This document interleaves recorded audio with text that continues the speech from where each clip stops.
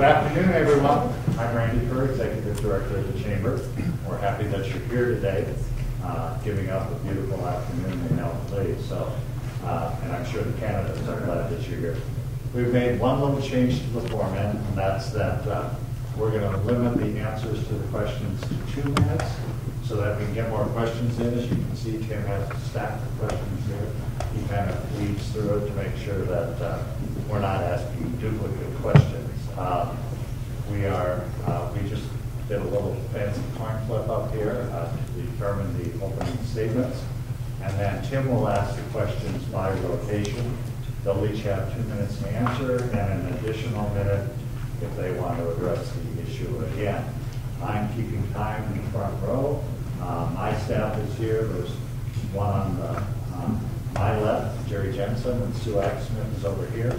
If you haven't submitted a question and think of one, kind of give away, they'll be happy to come over and gather up your question. And they do have pen and paper should you need to do that.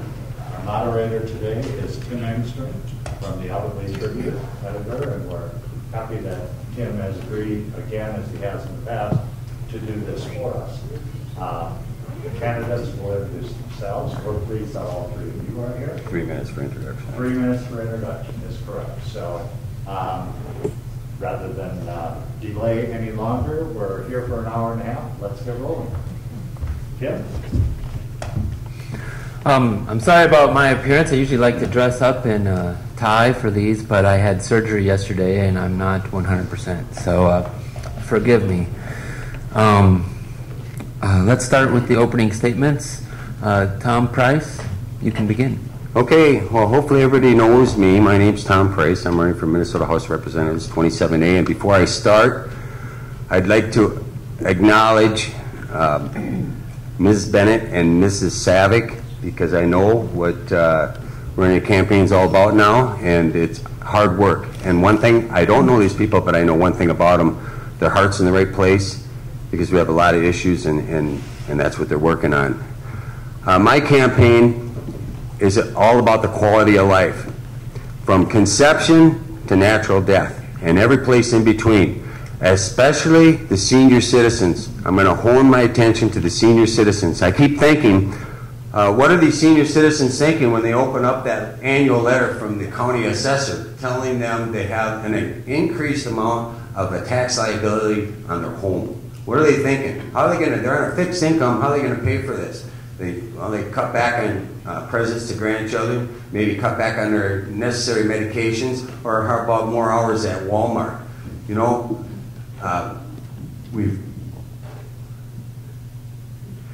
we have a lot of issues here in Minnesota, and one of them is the young people don't respect the old folks anymore. And we got a great, they have a wonderful role model. It is the state of Minnesota. You know, words are one thing, but actions speak louder than words. And what our state is doing to our senior citizens is not acceptable. The state of Minnesota has a department, it's called DEED, Department of Employment and Economic Development. They came up with a plan. It made me quite angry when I read the plan. It said that they acquired some grant money, and what they're going to do with the grant money is they're going to retrain senior citizens on how they can re-enter the job market, how they can go back to work. It's unacceptable. It's unacceptable. The state of Minnesota, we have a wide range of issues. We have education, and not just education. We have primary education issues, secondary education issues, and post-secondary education issues. We have job issues, infrastructure issues, and it goes on and on. So, again, my name's Tom Price, and I hope that I can share my thoughts about how to address these issues with you, and in the end, get your vote. Thank you very much.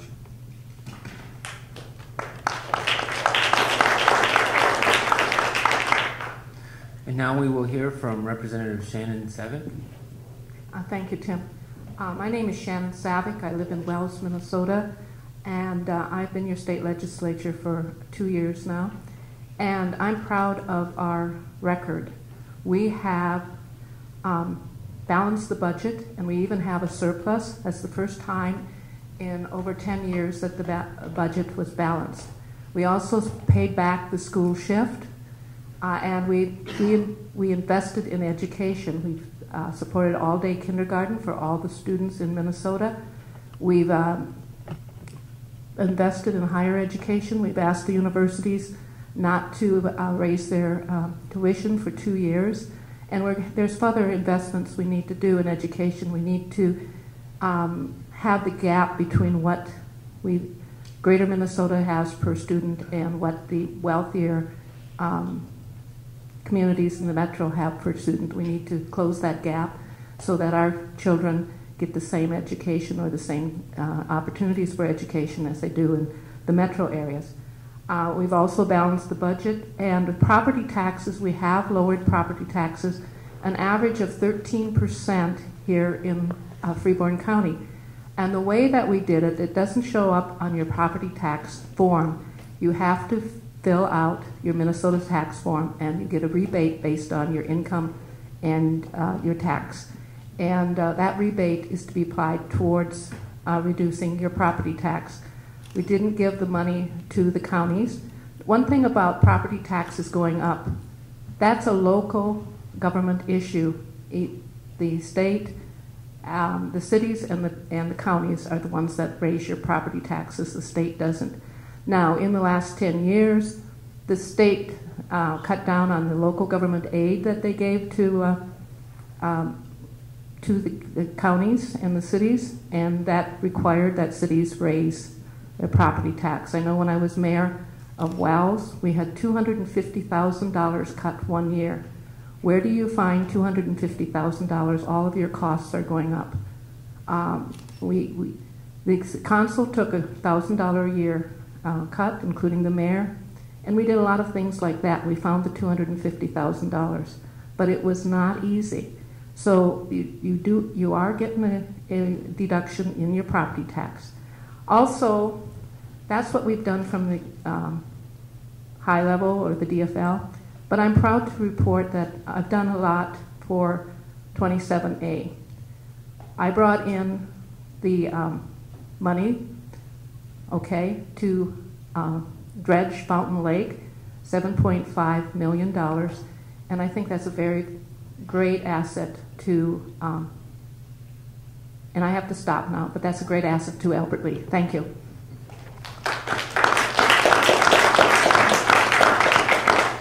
Thank you, Shannon. I hope you guys don't mind if I use your first name. I typically do. This is Albert Lea. We kind of know each other pretty well, so I think it's less formal, but I think we kind of like it that way. It's my belief. So next is Peggy Bennett. All right. Well, hello. I'm Peggy Bennett. And first, I just want to say a special thank you to both Tom and Shannon for being here. It's a pleasure and an honor to be with both of you in this. And also a pleasure and honor to be with all of you here, even though I can't really see you, but unless I do this. I've been a teacher in Albert Lea for 33 years, mostly first grade, the young kids. I love that. I love this area. I had the opportunity to go to New York City and appear on Fox and Friends with my dog recently. And when I got back here, it was like, thank you, Lord, for this area. I love it.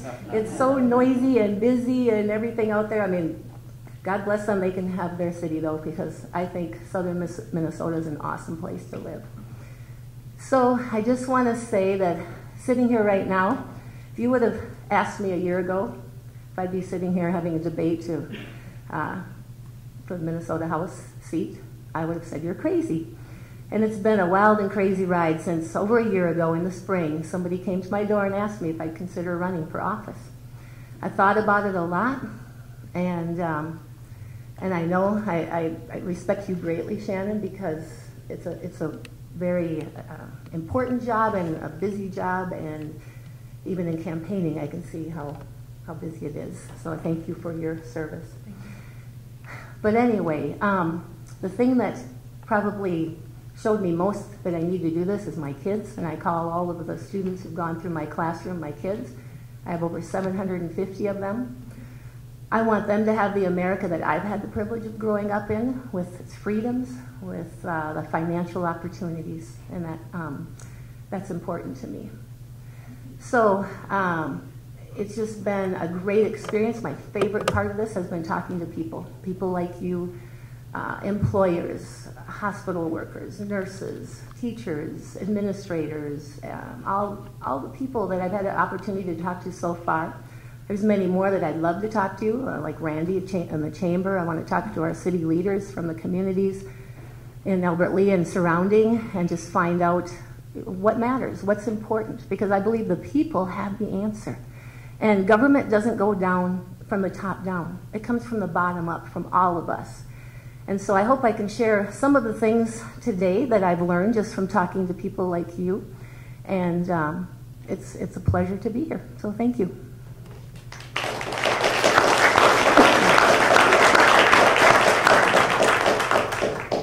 So we're going to continue with this order, but starting with Peggy since she was last. But at some point during the debate, I will switch the directions so it's not always who has to follow who. It's kind of like in cards when you're always to the left of somebody, you know, and sometimes you wish you could have a reverse card, and you're like, Uno perhaps is the game that does that. Okay, so we'll start with Peggy with the first question, and then we'll go to Tom, and then to Shannon, and then we'll continue with that pattern, so it'll go Tom next, and then it'll be Shannon, and it'll keep going that way. So the first question, Peggy, is please describe your vision for Minnesota. My vision for Minnesota is to have a prosperous state for everyone, from the little children that I work with each day in the classroom and younger, all the way up to our senior citizens. And part of doing that is creating a climate for our state where people can flourish, where business can flourish, because when businesses flourish, that's employment for our people. I've just had the opportunity to attend a poverty workshop a few days ago in our area. It was a 7-hour workshop, and it was wonderful, and it just pointed out the need for the people who are in poverty in our area and the importance of helping to lift them up so that they can also have a prosperous life. And there's many different issues that I won't get into now that I learned about the poverty, but it's an important thing. I want to see our businesses thrive. I've talked to many business people, and right now they feel like there's a stranglehold on that, and that's a stranglehold on employment in our area. So I would guess we all have the same goal, to see Minnesotans prosper and flourish in their life. Thank you, Peggy. Tom, what's your response? The vision for Minnesota is, I'm only going to touch on some, it's huge topic. Vision for Minnesota, let's talk about our elementary schools. We have the Department of Education, they put these education standards together and decide what a first grader needs to learn at first grade, a second grader needs to learn at second grade, and so on and so forth. Recently, they took out the standard to teach a kid how to use an ink pen, how to print or write with it. And they have keyboarding standards, don't get me wrong. But you know what? The Constitution of the United States was written in cursive. And if you don't write it, you don't read it. Who's going to be reading that down the road? And bullying. We got a huge issue with bullying, don't we? I mean, those that have had bullying affect their lives. We already got a system in place. Governor Dayton, he just signed a bill. Well, now, in his bill, one person will be a SME, a subject matter expert in bullying per school. Well, my hand's off to that because that's better than none. The problem with bullying is ignorance. And what we do need to do is add education standards so that if you're in first grade, you know a first grade level of bullying, second grade, so on and so forth. If you don't know, you're not going to that next grade. Education is a big piece of that. And our college students, every college student is dependent upon their parents if they're going to go to college. It shouldn't be that way. Federal government comes up with loans to pay tuition. They got a huge hole. They need to be able to cover their books, their room, their board. State of Minnesota needs to step up to the plate and not with a handout. Don't get me wrong. Low interest loans to fill that gap. Any Minnesotan that wants to attend post-secondary education should be able to. Period. Thank you very much. Thank you, Tom. Shannon, what's your vision for Minnesota? My vision for Minnesota includes having a world-class employers in employees, a world-class working force. And the way that we get that is by investing in education and making sure that our education teaches the right subjects, that there is not this gap between what employers need and what our education offers. I worked in the high-tech industry for 20 years, and the thing that brings high-tech companies into an area is if they can find the people that can do the jobs that they need.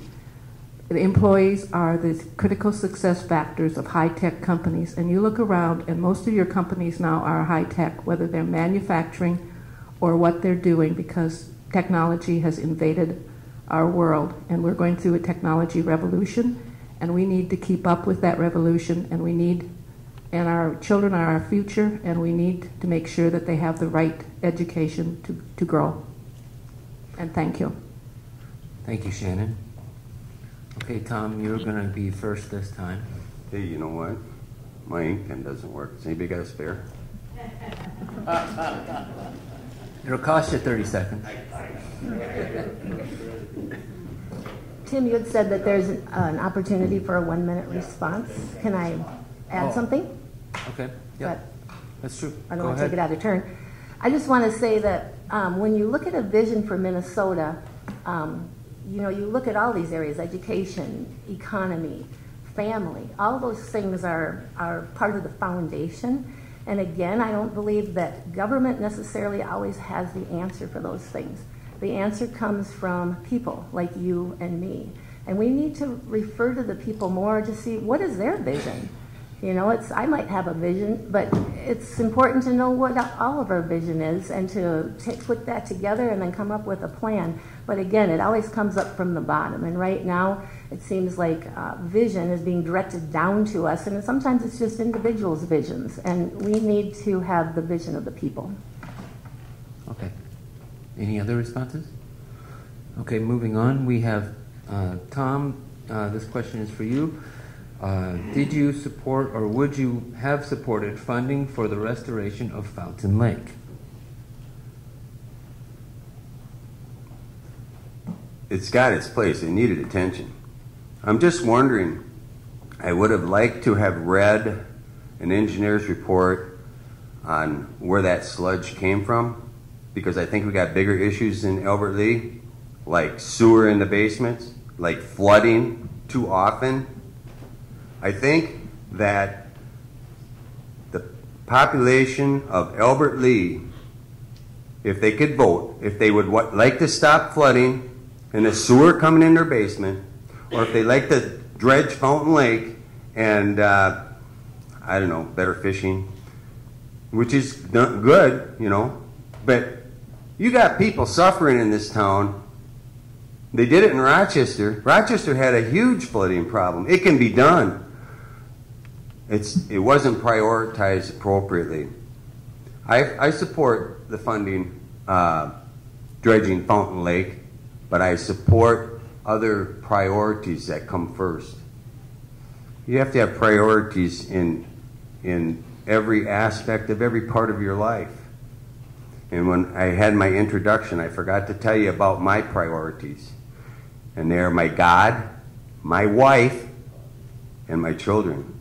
Okay, and that's why I'm here. I'm here to make a better quality of life for my family and for all the Minnesotans. Thank you very much. Thank you, Tom. Shannon? Yes, I support the funding for dredging Fountain Lake. And I want to give you a little bit of history of the Fountain Lake.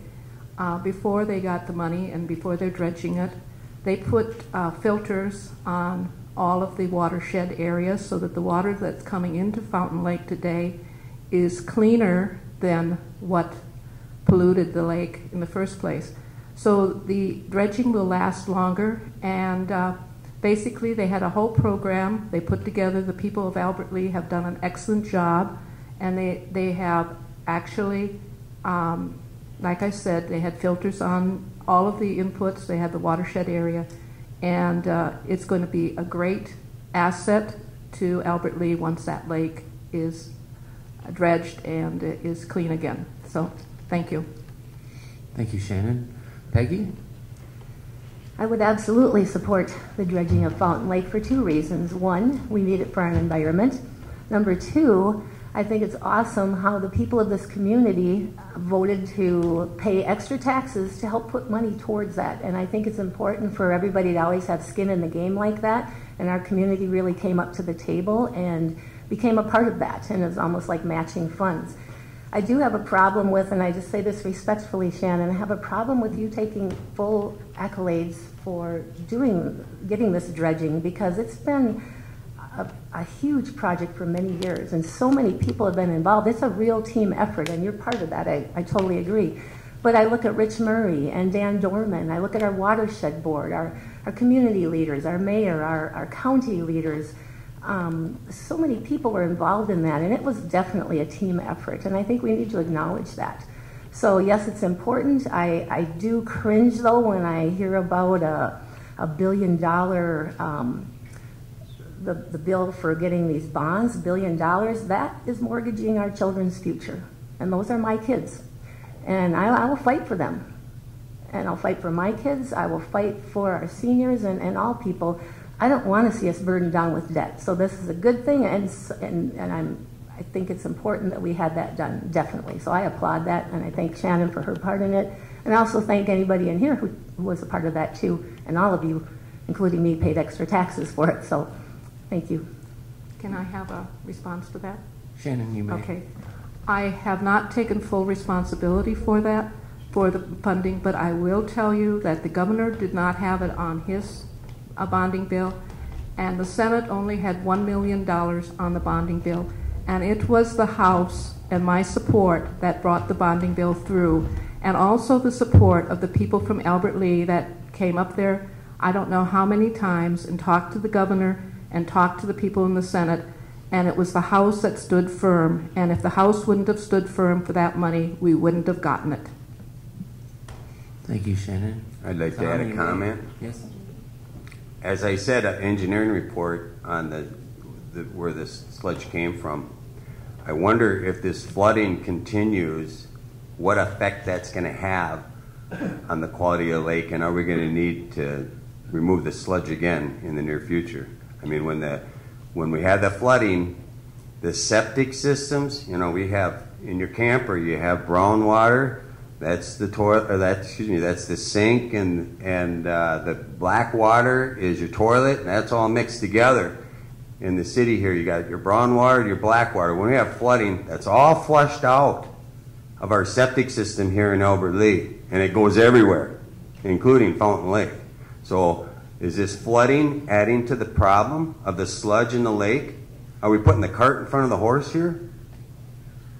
That's all I have. Thanks. Thank you, Tom. Anything further? Shannon, you will be the one who starts with this next question. A variety of tools have been used to balance the state budget, one of which has been borrowing money from schools. How do you propose balancing the state budget without smoke and mirrors? I think we did that this year and last year. Basically, we raised taxes on the top 2% of wage earners in Minnesota. That is, if you make over $150,000 and you're single, your taxes got raised 2%. And if you're married and make over $250,000, your taxes got raised 2%. These taxes, people of that income were paying less percentage of tax per person than we were in the middle income. The middle income was paying a greater percentage. We also closed some corporate loopholes, and we balanced the budget. We were also very careful about the money that we spent, and we set priorities. And my understanding is that the budget is now balanced for up to 4 years, and I feel that we did the right things. We didn't borrow from the schools. We didn't take local government aid away from counties and cities so that they would raise your property taxes. We basically raised the taxes on the top 2%. Thank you. Thank you, Shannon. Peggy? Can you repeat the question again? Yes. A variety of tools have been used to balance the state budget, one of which has been borrowing money from schools. How do you propose balancing the state budget without using, quote, smoke and mirrors? Okay. First of all, I think balancing the budget on the backs of schools should never happen. When you tell the schools you're going to give them money and you give it to them, and they plan on that, and I know full well the ramifications when that doesn't happen as a teacher in our school district.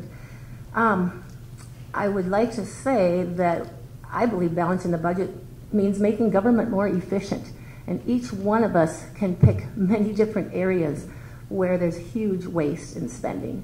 We're becoming a bloated government, and that has to stop. When we say we've only raised taxes on the 2%, the rich, that might be for income taxes, but there are a huge amount of taxes that we're all paying. And that would be, we have a new tax on internet sales, we have a new tax on water, we have a new tax on batteries, a new tax on carpeting, a new tax, we have a surcharge on homeowners insurance and auto insurance every time we pay that, to pay for pension bailouts from Minneapolis and St. Paul. We have a lot of taxes that are affecting us greatly every day, and it's each one of us, and that has to stop. We have extra taxes on our health insurance above the extra tax they already put on the health insurance. It's getting ridiculous. It's putting Minnesotans in a stranglehold, and that has to stop. We need to rein in spending, do it wisely. Obviously, we have things we need to spend money on as a state, but let's get efficient. I think government needs to go on a diet. Thank you, Peggy. Can I respond to that? Let's wait till the end of Tom's comments. Tom? All right, you just earned your keep. All right, yeah, borrowing money from the schools need to be, education, that needs to be our highest priority, actually. After all, aren't our children our most valuable asset? And then you need to attend to that. You know, the state of Minnesota balancing budgets. Our state is sick, S-I-C, slow, inefficient, and costly. Everywhere you look. And you know what the biggest part of it is? The Department of Human Services. You look on their website, they got 10, 15 ads for human services technician every day. It's blowing up. You know what our government is like? It's like a herd of buffalo stampeding through the prairie with their spending. They're on the stampede of spending, and it's not stopping. We need to start thinking outside the box. What we need is somebody that knows how to take the reins on this situation. We need a stampeding buffalo. They need a couple cowboys to get in the front of that herd and turn it and bring it around into a circle and get it to stop. First, we have to understand that we have a problem. People go about their ways and they're kind of ignorant. We got a huge problem with spending in this state. Huge. And, you know, there's 134 House of Representatives, so if elected, I'd be one of 134. So I'm the kind of guy, I'm an oak, I'm not a willow. You hear me say it today, you play it back, I'll tell you what I've done to rectify the situation. Thank you very much. Thank you, Tom. Response from Shannon? Yeah, I would like to remind people that it was the Republicans that borrowed money from education, and the Democrats paid it back. In addition, I would like to tell you that Governor Dayton this year started a program to simplify government, and we deleted a lot of laws from the statute that were obsolete, and that process will go forward. So we're looking at lowering the price or the cost of government, but you can't do that overnight. Any other responses? Peggy? I applaud that payback, Shannon, and thank you for helping get that in. That's important. Minnesota is sixth. This is according to the U.S. Census, sixth highest in total taxes that we pay. Iowa is 29th. We are right on the border. That makes a huge difference. When our taxes go up, business goes across the border. Sales goes across the border. I'll just give an example of cigarettes, and I'm not a cigarette smoker, and I actually hate cigarettes, but people have the right to smoke if they want to. $1.60 a pack increase. Walgreens clerk just recently told me she was lamenting about that. She said, you know what, all our cigarette sales are going to Iowa. Things like that happen a lot. We need to be more competitive as a state, and our taxes are too high. Thank you. This next question, Peggy, you start us off. You know what? Can I interrupt? I don't have a minute to put on the back of that one. Yes, you may. You know, you mentioned cigarette tax, and I just, I'm angry about that. You know who's paying that buck a pack for our stadium?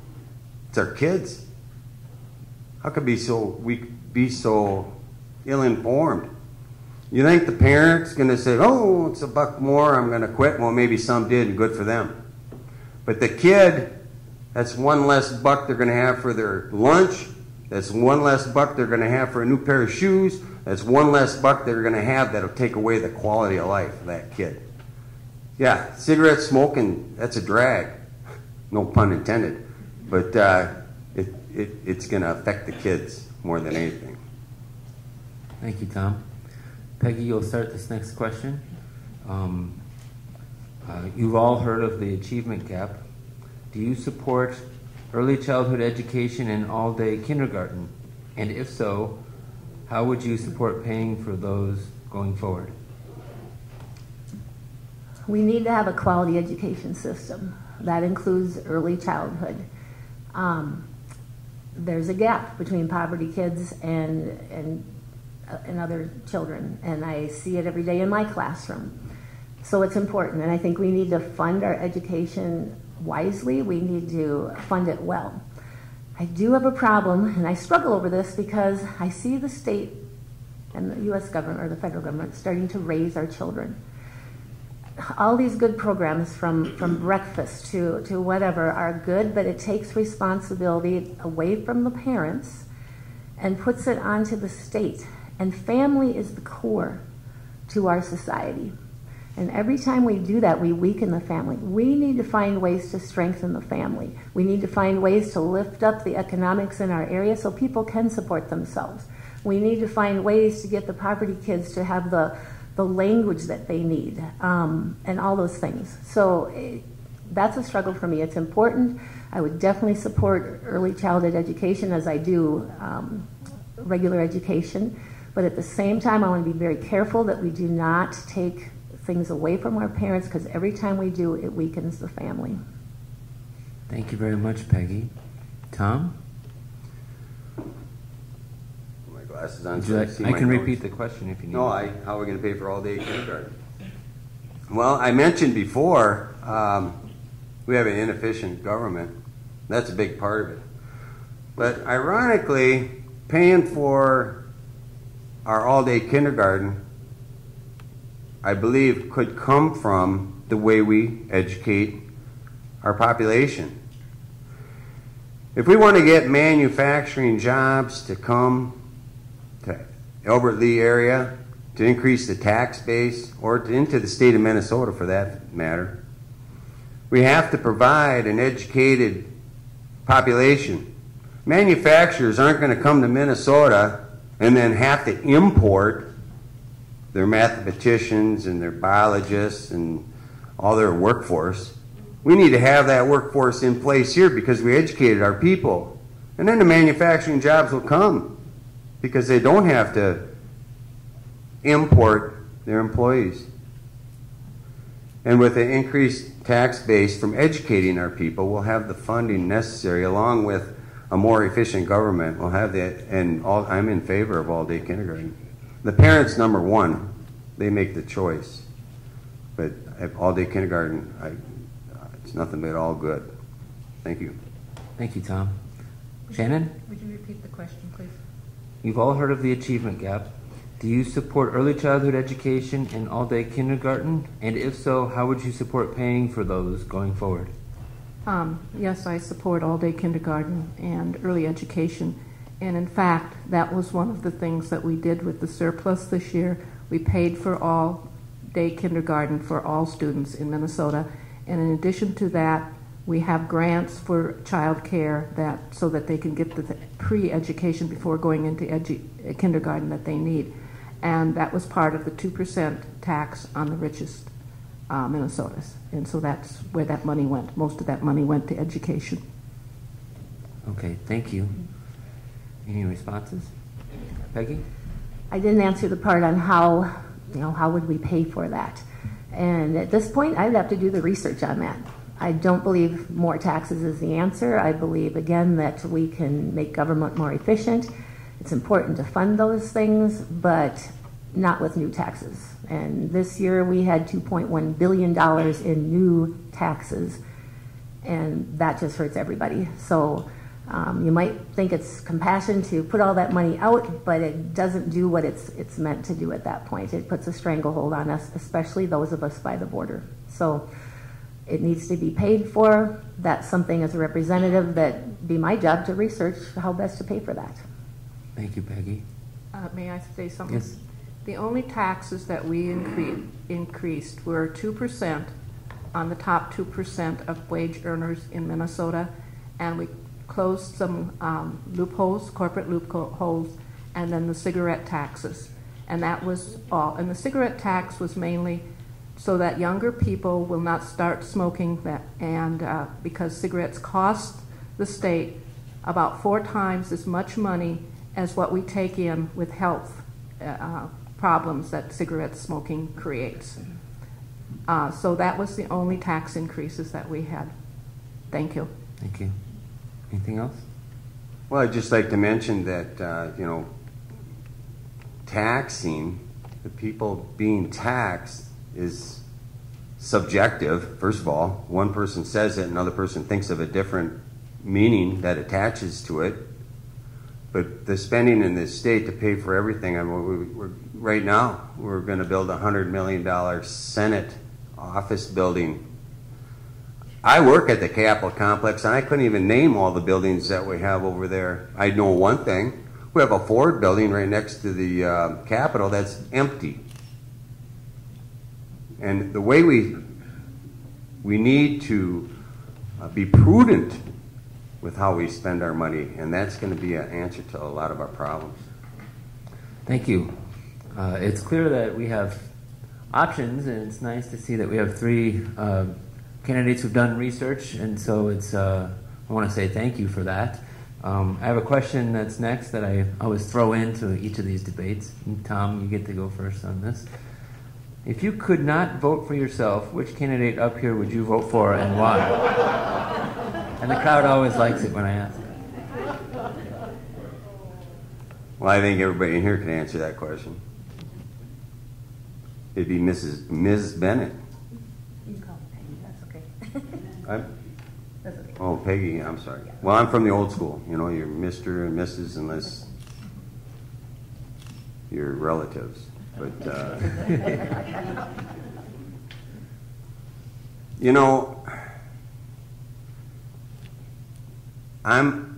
I believe that life starts at conception. And it was only the 13th Amendment. By the way, I have 2 teachers' licenses, K through 6 and 5 through 8 social studies. And I've spent the last 7 out of 9 years teaching. 5 at Girard, which is a severely emotional behavioral residential treatment center, which is a tough gig to do, and 2 years at Pacelli. And if you're interested in knowing where I'm at, then I can tell you, but I won't take this time to do that. But why? Why Peggy? Yeah, because life starts at conception, and I understand that's her belief as well. And I was saying earlier that the 13th Amendment back in 1865, December, up to that time, we could kill another human being. If we had a slave, we could kill him legally. Okay, we've come from that. And then the 19th Amendment, we decided, hey, the women, aren't they kind of equal here? We should let them vote. So we're moving along. We're moving along in the right direction. We have the civil rights to the 60s. And just last year, Governor Dayton signed a bill to equal the pay of women with men. So we're moving in that direction. It's just a matter of time.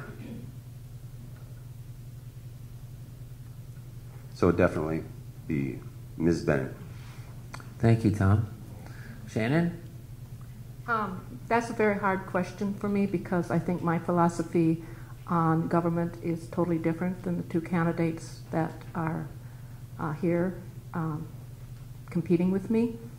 I think at this time it would probably be Peggy, but there are things that she believes in that I don't, so it would be a very hard decision for me to vote for her.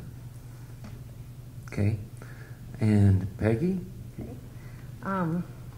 Well, sorry, Shannon, but I would support Tom.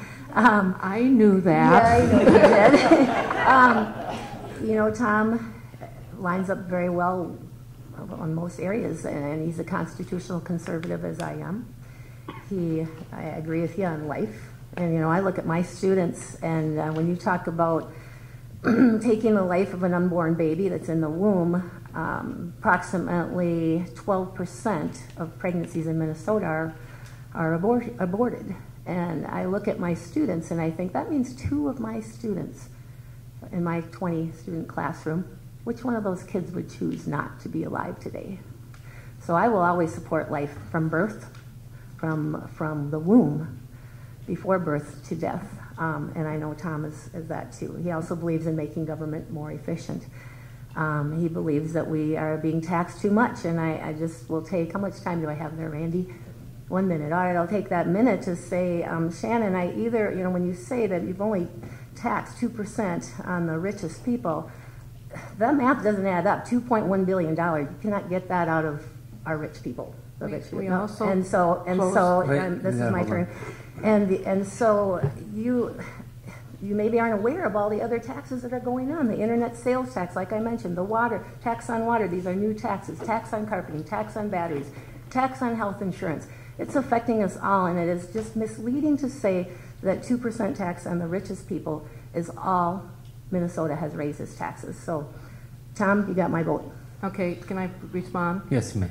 The only taxes, and I'll repeat this, the only taxes that we increased in the last 2 years was 2% on the top 2%, the cigarette tax, and that is all. The other taxes that Peggy is talking about were there and have been there for a while.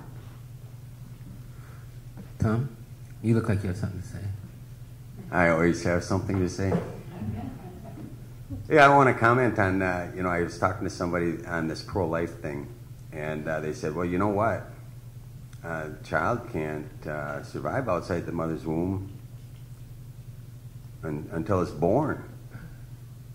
So the mother should have say-so, and I'm thinking, well, you know what? A child isn't going to survive outside the baby's womb once it's born, either, unless it has the care of a parent or an adult. There's really no difference. Thank you. We'll move on to the next question. Rebuttal or whatever? I think we've used our answers on that. Oh, okay. You had a response already once, did you? No, that was part of my main 2 minutes. Okay. No, go ahead then. Sorry.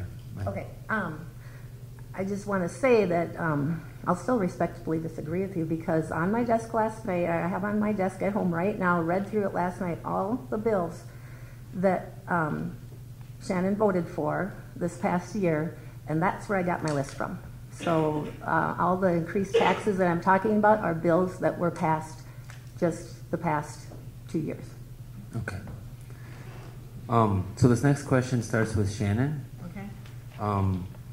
The Affordable Care Act has increased health insurance premiums dramatically in southeast Minnesota, with insurance premiums in some places more than doubling. What can be done to change this? There's a lot that can be done. Last year, I started a bill that would expand our district. Right now, we'll have only one provider in this district whose costs are a lot higher than hospitals in the metro area. And I had a bill, but because of the short time period and a personal issue, my husband died about the time I should have introduced that bill. I didn't get it introduced in time, and I plan to reintroduce that this fall. That would expand our territory or our district so that we could drive farther to get less expensive services, and basically the premium is based on who provides the services to you. and we happen to be in a one area, one provider in our area of medical services, and that's what the issue is. In the rest of Minnesota, we have the lowest premiums in the country for our MNsure, but only in this area. In this area, we have some of the highest premiums in the country, and that's not right. Thank you, Shannon. Peggy, you're next. I need you to repeat that again, please. Sure. The Affordable Care Act has increased health insurance premiums dramatically in southeast Minnesota, with insurance premiums in some places more than doubling. What can be done to change this? We have a lot of things that we need to do to our health insurance program in Minnesota. And in talking to so many people, I can echo that. You know, people's premium is going up $500 a month, business going up 120% in their health care premiums, so a very real need. I think we have a bigger issue yet, and that is with MNsure, and according to MNsure's own statistics, 79% of the people who have signed up under MNsure are in the categories of receiving subsidies. They're either paying $0 premiums or anywhere from $50 to $75 a month premiums. That means only 21% of the other MNsure opportunities are for people, or people who have signed up, are paying their full premiums. That's not going to sustain this program. We have a huge problem, and this is a ticking time bomb for us. Who's going to pay for this? It's going to hit soon. It'll hit after elections, no doubt, next year probably, but that's my question, is who's going to pay for the 79% of people who have signed up under MNsure and are getting subsidized health care? Great thing. I'm not arguing that that's a great thing. We have people who are getting health care who didn't. We also have people on the other end, like your question answered or said, that are paying extremely high premiums that they never had to pay before, losing their doctors. I have friends who have lost their doctor because of this. So my big question is, who's going to pay for all these subsidized MNsure health insurance policies? And there's so many more things that I could go on for much longer than 2 minutes. So. Thank you, Peggy. Tom? Well, there's one thing I want to point out. This issue that we're talking about right now with the Affordable Care Act, I mean, what are we talking about here? We're talking about premiums. I mean, there's a lot more to it. What about the deductibles? What's covered? What's not covered? I mean, okay, so I have a $400 premium. So I'm done. I go to the doctor. I pay my $400 premium. I'm done. I don't pay anything else. It doesn't work that way. What are we talking about here? We're not talking about a complete issue. I think we're talking about the costs of health care. That's a pretty large subject. You know, I know a lot of people that, I've talked to a lot of people, a lot of employees, and the federal government says if you work 30 hours a week or more, then your employer is going to pick up the tab on your health care coverage. So you know what happens? That employee that was working 35 hours a week, now their hours are 29 hours a week. Now they don't have to provide health care. So not only did the employee lose hours, they have to pay for their own health care because it's mandatory that you have health care. Double whammy. Now, if I'm elected, these situations are going to be transparent. Okay? What you hear is what you get. When you got situations like this, my job is to let the public know and let them make sure they can make a decision, make an informed decision on which direction we need to go. So how can I address 5% of the issue with a premium? Thank you. Thank you, Tom. So the next, Tom, you'll begin I'm sorry, we're to Peggy now. So how about we start with... No, we have opportunity to respond, right? You wish to respond? Yes, okay. I do. Thank you. All right. More responses at this debate than I know. there have I'll try to been keep ever. them short. So, I'm sorry. That's fine. That's good that we do it different. Just want to say I do agree with Tom. There's so much more to this. You can't address it in just 2 minutes or 1 minute. But I will say I've talked to so many people through my time here. I've talked to hospital administrators, nurses, doctors, and just people like you. And there's a lot of good ideas out there. But the general idea right now is we have a huge problem. We're going to lose doctors. Our healthcare system is in crisis right now, and a lot of it is due to what we have done as a state to our healthcare with this MNsure program. So I say we take the ideas from the people who are in the business and people like you and get this fixed. Thank you, Peggy. Any further responses? I have a response. 40% of the people that are signed up for MNsure have never been able to pay or have health insurance.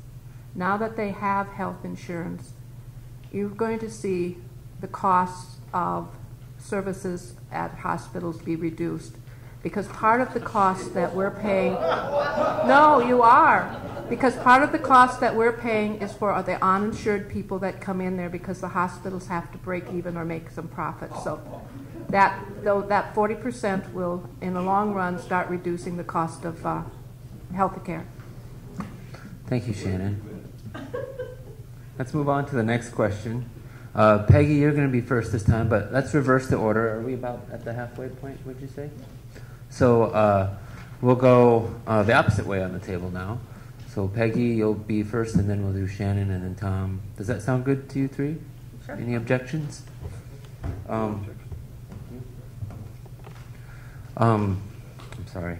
Peggy, you have, this year the legislature and governor enacted the Women's Economic Security Act. What is in the Women's Economic Security Act, and do you support it? From what I understand, that's opened up job opportunities for women. I haven't studied that bill a lot, so I'd have to get back to you after I researched it more and say what's in it.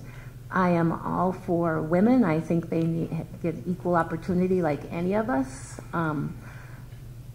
I don't know how much our state needs to get in there to do that, because I'm a woman and I've been happy with the way things have gone with me having opportunities and so on. I know there's going to be cases where there are discrimination because they're women. I know part of that bill was trying to even up wages and salaries to equal men's. And if a woman's doing an equal job to what a man's doing, then she should get the same pay. But if she's not, then she shouldn't. You know, I don't want extra benefits just because I'm a woman. I want to be a citizen and work towards, what I need to work towards. Thank you, Peggy. Shannon? The Women's Economic Security Act contains job training for women to get into new areas of working that they are kind of discriminated against now, so that they'll have the skills to get into higher paying jobs. It also includes, if you're breastfeeding, that you can pump in privacy, and that the employer will try to make a private place for you to do that if it's possible. And it also includes having a longer stay away from working. If you have a baby, you can stay at home longer with that person without having the employer hold that against you. I am for the Women's Security Act. When I started working, it was the government that said, I started working and I sold big systems of computers. And when I graduated from college, they weren't hiring women to do this, only men. And when the federal government said they had to hire women is when I got into that job. So I know what it's like to be a woman and be discriminated in the workplace, even though you have the qualifications to do the job. And I think anything that we can do to help women get economic security is a positive. Thank you, Shannon. Tom? Well, I'm all for equal for all human beings. I have a daughter. She's 17. She's going to be a senior next year. I want her to have the same opportunity of anybody. And it's just not man or woman, but any race. It's too bad that we have to make these laws to make things equal. I filled out a job application a couple years ago, and it asked me what race I was. I put down human, but that wasn't one of the responses that was available. But yeah, we need to be in favor, I'm in favor of any law that enforces equality, whether you're a man or a woman or you're from a different part of the planet. And that's the direction we're going. That's all I have. Thank you. And I didn't want to discourage responses. It's good that we actually have more responses. A lot of times candidates are sometimes afraid to respond like that. So it's actually good for a lively debate. So if anybody has a response, I'm more than happy to oblige. This next question, I believe, Tom, it's your turn to start, but it will still be going in this direction. Should employees be required to provide birth control pills to their employers? I got it. Opposite, probably right. Oh yeah, you're right.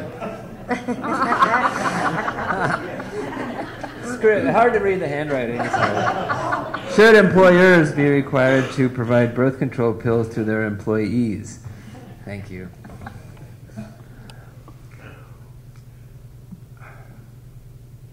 I'd say that's up to the employer if they want to provide employees with whatever. Then hopefully that's negotiated with the labor.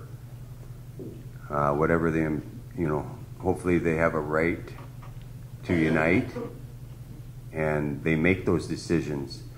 I'm big on unions. I grew up in a union family. My dad was a P9er from the Hormel plant. He was on strike, and I remember when the president of the P9ers is on the TV there, and he says, "This is a company town. In this town, we'll do what the company wants." But that's where it comes from. It's what the people want. If the people want to have certain coverage, certain benefits, then they need to be able to unite and get what they want. That's all. Thank you, Tom. Next, sorry, I reversed the order, but it would be Peggy. Okay. I fully believe that that's between the employer and the employee. If you switch your question around, there's probably a lot of employees that would want their employers to have more birth control. But anyway, and I think this is getting at the current debate nationally, where there's a recent Supreme Court decision, and that was not about birth control. That was about drugs that cause abortion. And that's a whole different thing, and I'll just go back to it. I'm all about kids as a teacher, and I'm not going to have which one of my kids would choose to live. So that's an abortion issue. Birth control, that's not a constitutional right. We all know that. It's great, and that should be between the employer and the employee, period. Thank you, Peggy. Shannon?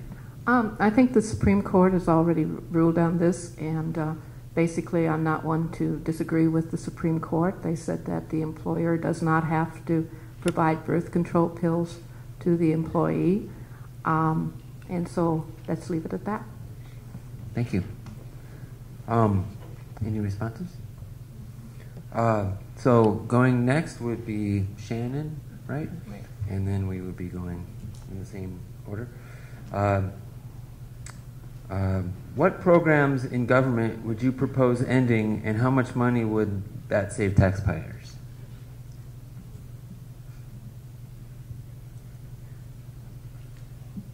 What programs in government would I propose ending, and how would that save taxpayers money? It's really hard to say what the savings would be for different programs. And really, I haven't done any research on this, so I would not suggest any programs, because most of the programs, they're good and they're bad. They help certain people, but then they don't help other people, so you have to balance the issue of, is this program worth the cost or is it not? Okay, thank you, Shannon. Tom? Well, you can get on internet and find out a lot about the state of Minnesota government. And you can even look up me. You can look up Thomas Price, and you can see how much money I make. And a lot of it is available. People don't know that. But government programs, I do that. I look up my boss, I want to see how much money he makes. I look up anybody that, I don't look up how much they make. I look up other things. And one thing I've looked up is the hierarchy, the order, the responsibility, who reports to who, the chain of command. I looked that up. And I see in Minnesota government, many times there is one subordinate, or 2, or 3, or 4, or 5, or 8. You have a supervisor that's supervising 6 people and doesn't even know how to do the job. Now, how about our schools? What if they had that kind of a deal? 6 students to a teacher? I've heard Minnesota government referred to as adult daycare. So there we go. Thank you, Tom. Peggy? Okay. Well, I would hesitate to say what programs I would cut because you really have to look into those programs. Excuse me. And, weigh their value and all those things. So I wouldn't have that information at hand. A couple things that would just come off the top of my head is one's not a program, but I would nix the $90 million Senate building. I hate to say it, but that's just something we can't afford right now. We have other priorities, and that may very well be important. I don't have an office up there right now, but that's just something I would say. As an educator, I can say, and this first I'm going to say very clearly that I am very much anti-bullying. We need to deal with that. But I would repeal this new anti-bullying bill because all it's going to do is it's creating extra bureaucracy that we're going to pay for up at the state level, and it's created a huge number of unfunded mandates for our schools. That money doesn't come out of anywhere, so that's going to come out of our taxes in the future. So those are 2 things I could think of right off the hand, and I will state again that, as a teacher, bullying is not acceptable, but we need to deal with it as parents and teachers and administrators and school board members at the local level, not at the state level. So again, it's a job of a legislator to research things, to balance things out on, what it provides and how much money it costs, and I'll just leave it at that. May I make a statement? Yes, you may. You threw me off when you said programs, but one of the things that we're doing this year is the University of Minnesota has the highest cost in the nation per student for administrative services. And we have requested that the University of Minnesota reduce their administrative staff, and they have to give us a review or a report at the beginning of this new session on how they're going to do that, because that will decrease tuition. But I don't have the figures of how much that will decrease tuition. I just know that they have the highest administrative cost in the nation, and that needs to be decreased. Thank you. Tom? This is the teacher part of me coming out here, but Ms. Bennett mentioned bureaucracy, and I just want to make sure I know everybody knows what a bureaucracy is, right? Unelected officials making government policy. Unelected officials making government policy. And we are busting at the seams with unelected officials making government policy. Thank you. Next question, Peggy, I believe you go first. And actually, I have a couple of questions here asking about property taxes. So I'm going to give kind of a combined question. One of the questions, I'll just state kind of what the questions are about. One of the questions compares farm taxes to Iowa and says that they're exorbitant. What are you going to do about it? And then the other one talks about the increase in property taxes over the last decade, saying it's doubled. And what would you do to go about decreasing property taxes? So property taxes, but make sure to include farming in there as well. Okay.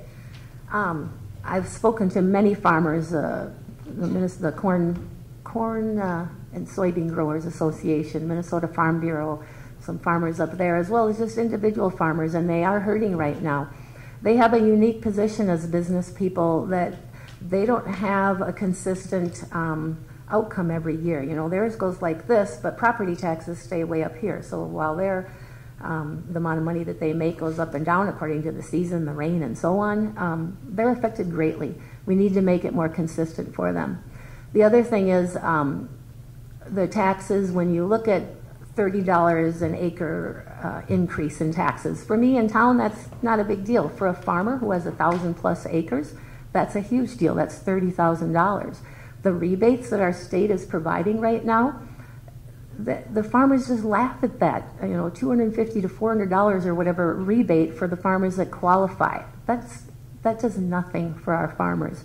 So we need to rein in spending. Specifically, what would we do to lower them? I think the bureaucracy thing and the regulations, the unfunded mandates that the state puts on not just education but our communities, that drives up our property taxes.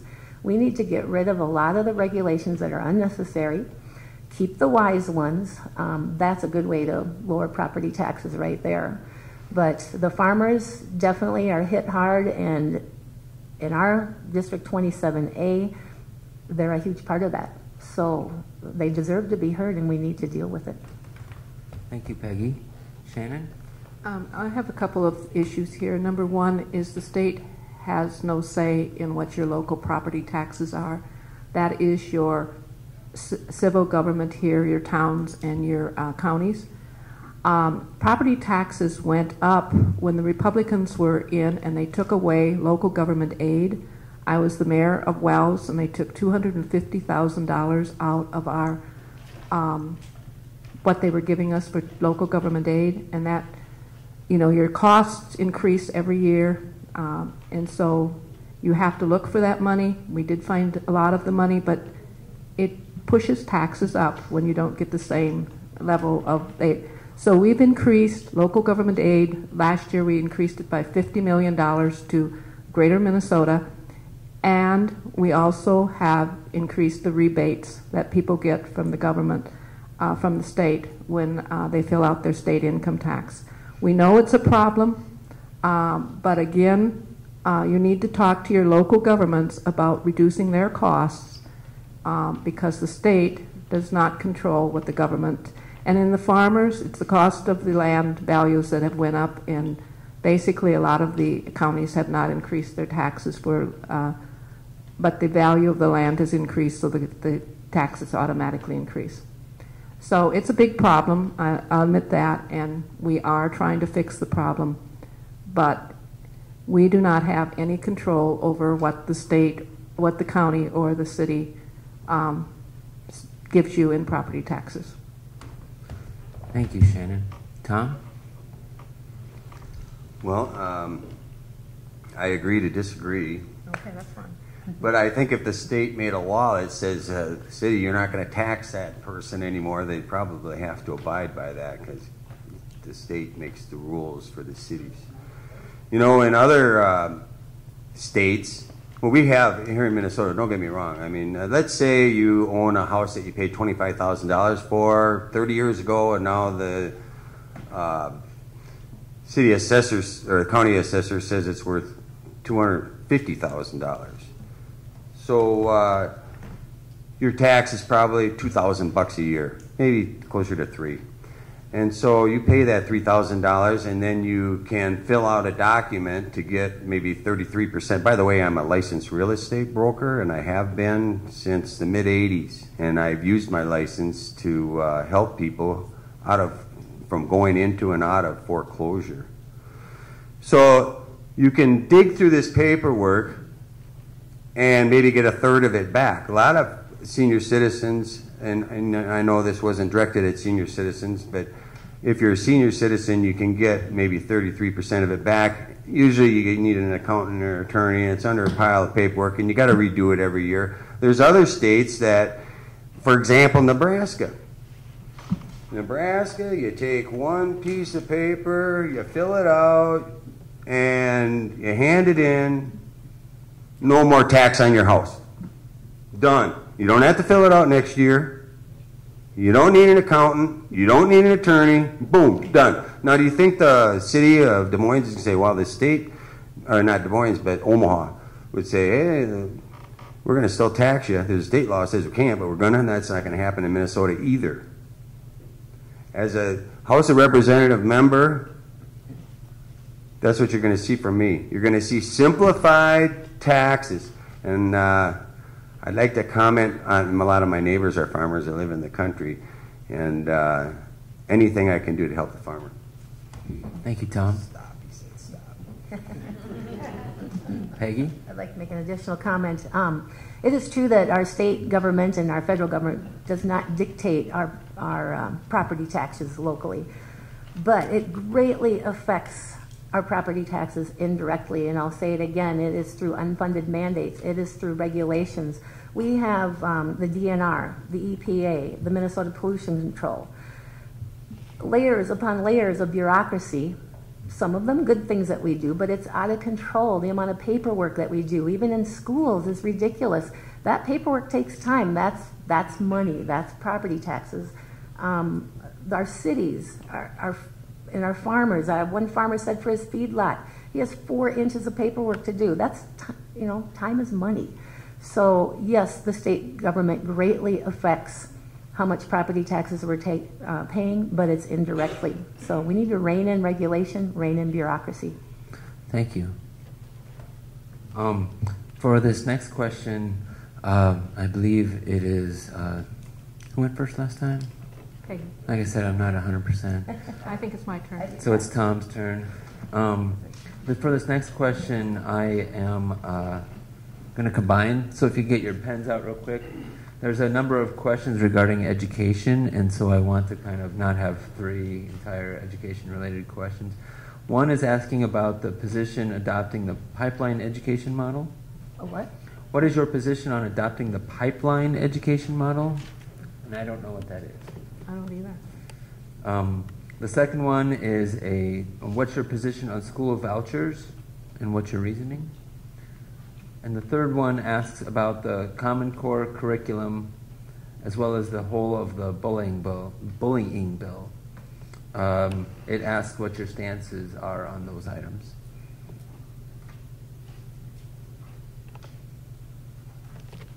So I believe that would be Tom would start that off.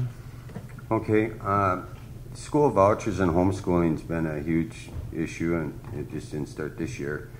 And what people need to understand, and hopefully most of them do, is the parents. The parents are in charge.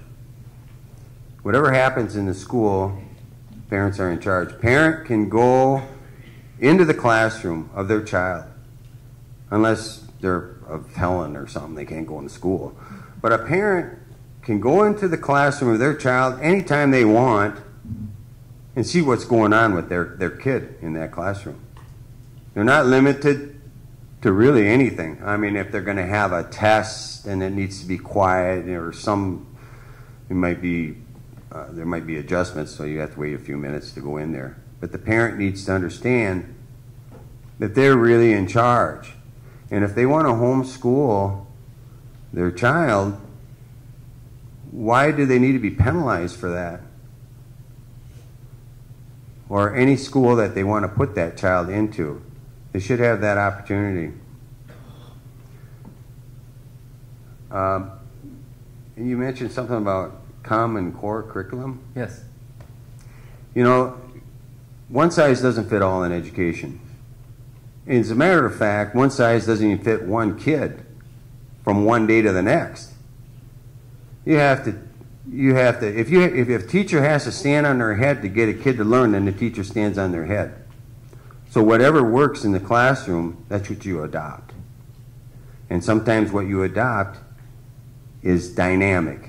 It's like dynamite. You light a piece of dynamite, things are going to change. So you have a dynamic teaching approach to be successful in the classroom. Thank you, Tom. Peggy? All right. First, I'll say I don't know. I've not heard of the pipeline education model, so I'm sorry I can't speak to that. Common Core-wise, I agree with Tom. I don't believe the federal government belongs in dictating our curriculum or even our assessment.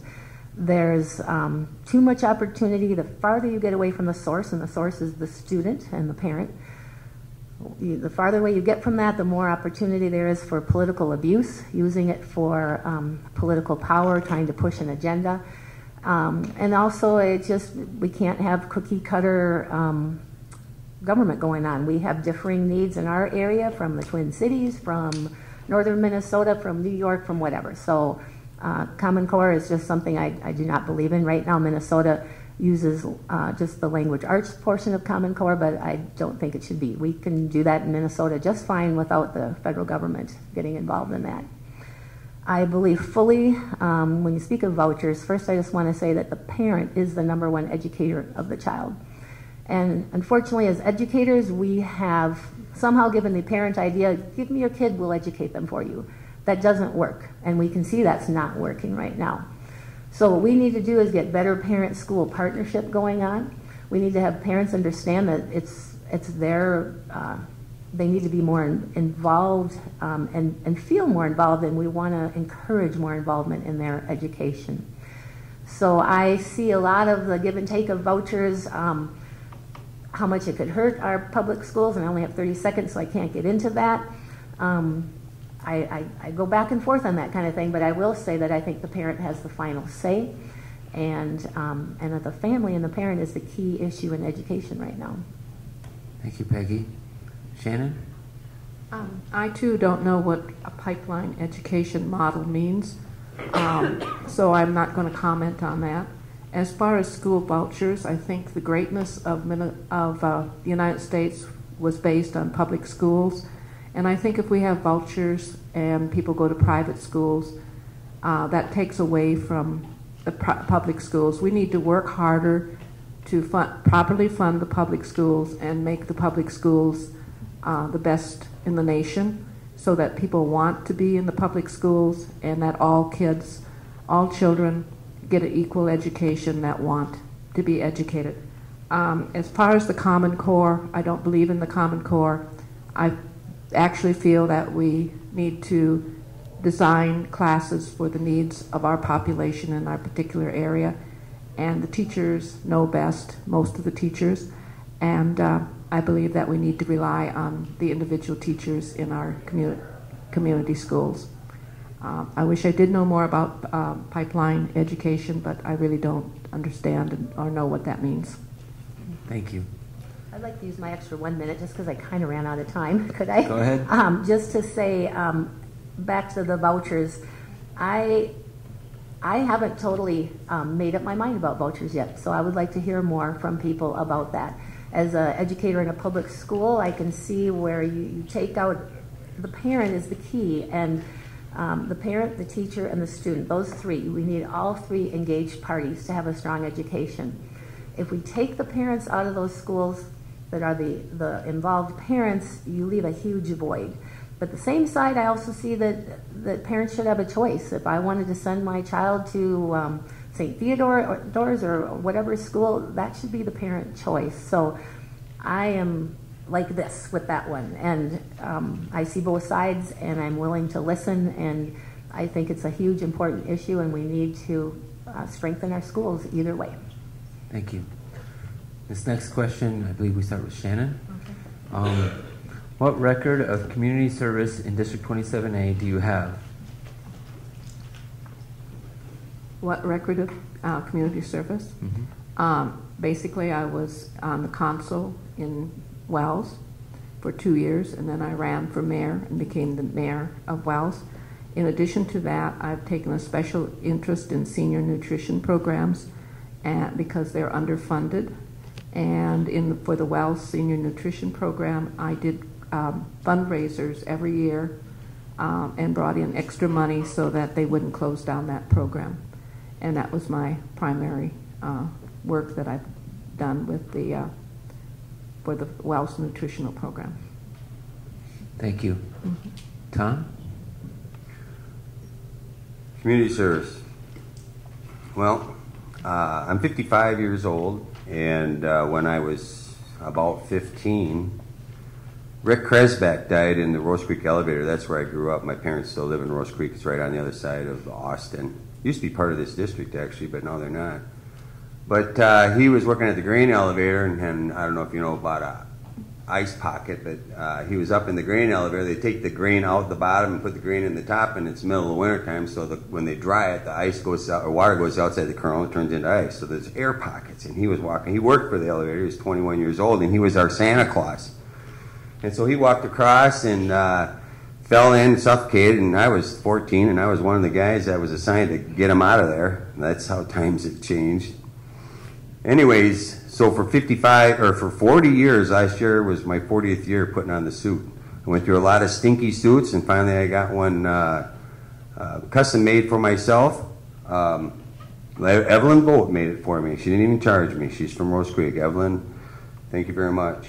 I've been part of the, currently I'm the guardian and conservator of 2 vulnerable adults, and that's a volunteer job.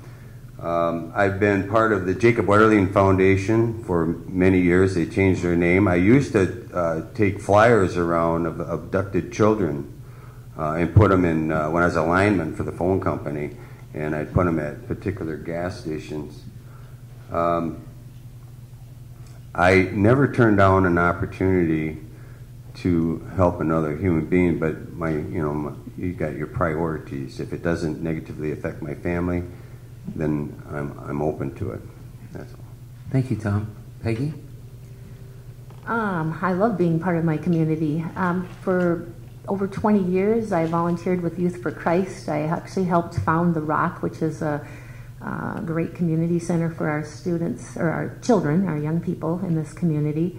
I'm heavily involved in my church. I can actually see my pastors up there, Pastor Joe, Pastor George. I'm an elder at my church. I'm a part-time worship leader there, as well as head up the Sunday morning education. I love to reach out to people through my church community as well. In my younger years, I did some free tutoring over the summer with students. I don't do that now just because my mind needs more of a break from kids over the summer. That's part of age, I guess. I don't know. I've also reached out internationally, ministering to an Indian reservation in Canada for a number of years. It's Fort Hope, a fly-in reservation, where we brought health needs, books, and so on, and also did Vacation Bible School for their kids. And also outreach with some pastors in Trinidad. So working with Humane Society and helping out with some of their activities. I love all those things. Thank you. So I believe it is Peggy's turn to go first now, right? So this next one is bonding is an important piece of funding the state's infrastructure. Do you support bonding, and what local projects have you and will you advocate for? Okay. As for the local projects, I would need to research that. I'm not familiar with which roads and bridges need more help or less help. I do know that the original funding for infrastructure, and that is a state job to take care of our infrastructure. Originally, it's funded through our gas tax, and we pay a hefty gas tax in Minnesota. Unfortunately, that gas tax is used for many different things, and I'm not privy to all of them, but some of them I realize are bike trails, which are wonderful, but that's not infrastructure, I hate to say. And I can't offhand think of the other things it's used for. I just know it's gone for many other things that are not infrastructure. So we need to go back to funding our roads with the gas tax. Bonding needs to be done, but wisely and less frequently. It's again, we're leveraging our young people. We're paying for something today, or borrowing to pay something today that our kids have to pay for then in their lifetime. I don't believe that's fair. We need to get back to roads and bridges and fund things wisely, and I'd say less bonding. Okay. Like I said, I'm not feeling the best. Can you, so next it goes to Tom, right? Or was it Shannon? Okay, sorry. Shannon, what's your feelings on that? Will you repeat the question, please? Bonding is an important piece of funding the state's infrastructure. Do you support bonding, and what local projects have you and will you advocate for? Okay. Bonding is very important, especially because we had the economic turn down, and it puts money into the different communities, and it helps increase economic.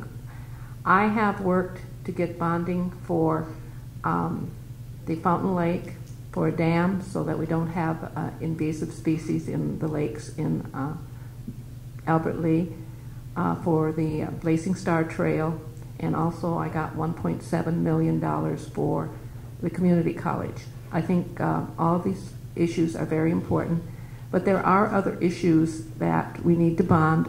The city of Alden, I just found out, has a water problem, and they need help because they don't have the money to basically correct that problem. So there are things that you need the state to be involved in, and bonding is one of those. I'd like to correct something. Bonding does not, we do not do roads and bridges and that type of thing with bonding. Basically, the gas tax covers that, but with all the lower, higher mileage on cars, the gas tax isn't giving that much money as it used to, so we have to think of another way to help fund roads and bridges. Thank you. And Tom? Yeah, infrastructure, it's a hot topic. I know that we probably have many bridges in the community that would probably qualify for Medicare. But the bonding, I'm not big on the bonding. I'm not big on, if you vote for this, if we throw this money in there, then I'll vote for that. You know, how are we really really applying ourselves to be efficient and competent and prudent with our funding when we're mixing things together like that. The roads and bridges in this community is a high priority of mine. I wouldn't say it's my top because senior citizens are my top. But it needs attention in order for us to continue to be prosperous in this community. We need to get goods that we need for our business delivered, and then we need to get the product, the farmers and other people, other businesses that need to get the product to market. If we don't have that in place, then we'll be hurting. So that's all. Anything else? Okay, so then this next one, I believe that Tom is next. So I got that right.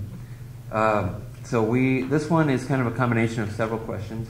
One person asks, as a business owner, they believe the legislature has made it more difficult to be successful in Minnesota, and they ask, what can we do to make Minnesota more business friendly? And this, by the way, is the last questions. Okay. Last one. The other one asks about tax breaks given against wealthy corporations. Please take a stand about that. And then the other one is also, it comes down to what are you going to do to produce more jobs in Minnesota? So they're all related to business and jobs. All in 2 minutes or less? Yes. Yeah. So how do you feel about jobs, tax breaks, and making Minnesota more business friendly? Right. Like I said, I was a real estate broker, have been since the 80s, and so I sold real estate for a living in this community for a while. I know it's tough. That's a business. I'm also an electrician, a PLT electrician. I had a technology systems contractor business, a TSC, technology systems contractor's license. And so that's dealing with high-speed internet, installing it, repairing it, dish services, telephone services, any type of entertainment. And I know from being a business owner, it's tough. It's tough to stay in business. And then you call, like say if I called the Department of Commerce, I had a question on my real estate license, good luck. Good luck getting through to anybody. You can leave a message and then, you got to sit by the phone for days. And the same thing with your electrical. You have continuing it. You know what the Department of Labor and Industry took over the electrical department in Minnesota, and when electrician has to take 15 hours of continuing ed, or I'm talking electrician. I'm sorry, I'm going to switch gears. Department of Commerce, you have to take 15 hours of continuing ed to keep your license. They farm that out. They actually hire an organization outside the state of Minnesota to manage to verify your education and to issue out licenses. That type of thing needs to stay in the state, and we need to use that to create jobs and stop. Thank you very much. Thanks, Tom. Peggy? Okay. How to make this area more business friendly, our state more business friendly. Number one is we do need to lower taxes. Again, we're the sixth highest state in the nation for taxes. That's going to affect business. We've had businesses leave because of that, especially at the border. It's huge. We need to rein in regulation big time. Again, I'll speak to our farmers. They're business people too, and when you have to fill out an inch or 4 inches of paper for one feedlot, there's something wrong with that. We need to get rid of a lot of overlapping regulations. I spoke to a local employer in our area just a couple days ago, and this company started in 1950, family-run business. The man who owns it's in his 80s. He's still working. Hard-working people. They haven't taken vacations. They just want to work. He said, I don't know how we're going to make it. That's sad.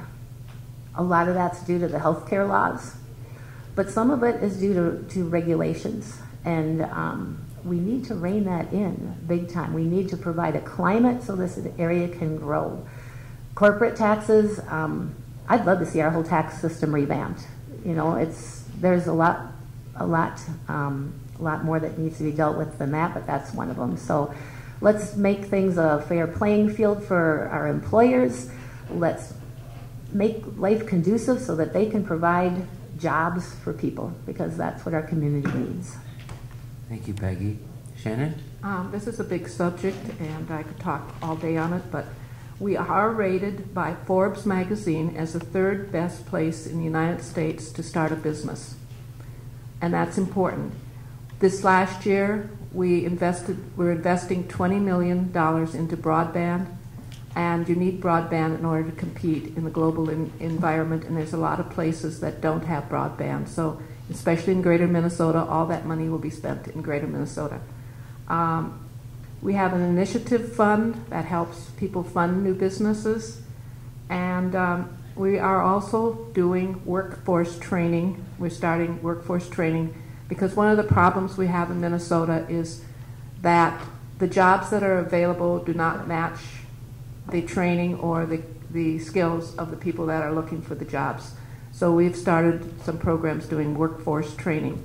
There are more things that we can do, and there is a special emphasis right now in the legislature in Greater Minnesota, because right now the unemployment rate in Minneapolis metro area is 4%, and we have a greater unemployment rate here in the Greater Minnesota, so that we want to bring up, create more jobs in Greater Minnesota so that people stay in they don't all move up to the Minneapolis when they grow up and graduate from school.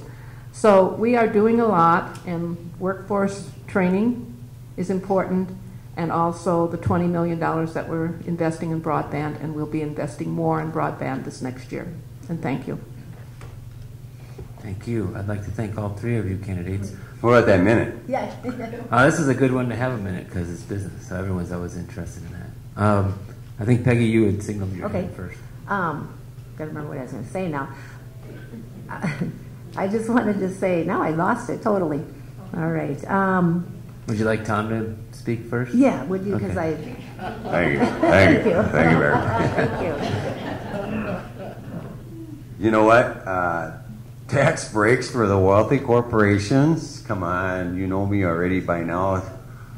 Anytime I can step in that traffic and stop that from happening, that's what I'm going to do. You know what? I don't have any special interest groups. Nobody's going to tell me what I need to do. And if you don't elect me, then fine. You had the choice.